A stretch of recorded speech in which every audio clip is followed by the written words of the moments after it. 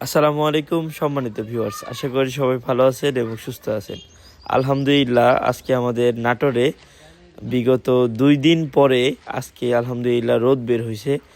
এই রোদটুকু যে আমাদের খামারিদের জন্য কতটুকু জরুরি, একজন প্রকৃতপক্ষে যে খামারি আছেন, যারা খামারি আছেন তারা বলতে পারবেন। আমাদের জন্য রোদটা অনেক আল্লাহর একটা নিয়ামত বলতে পারেন। একদম প্রচণ্ড পরিমাণে শীত পড়ে, আমরা না পারি ছাগলকে বাহিরে বের করতে, না পারি খোলামেলা রাখতে। তার কারণে দেখা যায় শুধু আমাদের এখানে না, সব জায়গায় দেখা যায় ছোটোখাটো কিন্তু প্রবলেম থেকেই থাকে, যেমন জ্বর, সর্দি, কাশি, সামথিং এগুলো কিন্তু ছাগলের সবসময় হয়।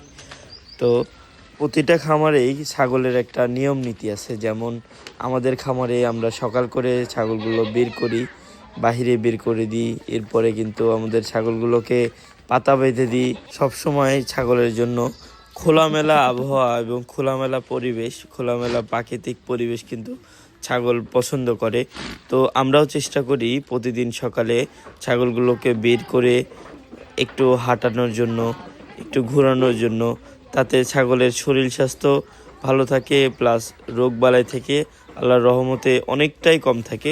একটা বিষয়, সকাল করে যখন এই ছাগলগুলোকে বের করে দিয়ে দেখেন বাচ্চাগুলো কত সুন্দরভাবে দেখেন শুয়ে থাকে, হাঁটে, খেলায়, দৌড়ায়, কত কিছুই আমার কাছে এত পরিমাণে ভালো লাগে। এবং এই যে দেখেন ছাগলগুলো যে পাতা খায়, এই যে দেখেন ছাগলগুলোকে এত সুন্দর। আমাদের কিন্তু বিড়ালও আছে, দেখেন আমরা বিড়ালও পুষি। দেখেন বিড়ালগুলো কত সুন্দরভাবে দেখেন এখানে ওখানে যায়, এই বাচ্চাগুলো খেলা করে। আমার যে কতই ভালো লাগে, আপনাদের বলে বুঝাইতে পারবো না। দেখেন আমাদের কাছে কিন্তু ওই যে বড় বড় সব পাঠা আছে, এদেরকে দিনের মধ্যে একবার হলেও বাহিরে বের করতে হয়।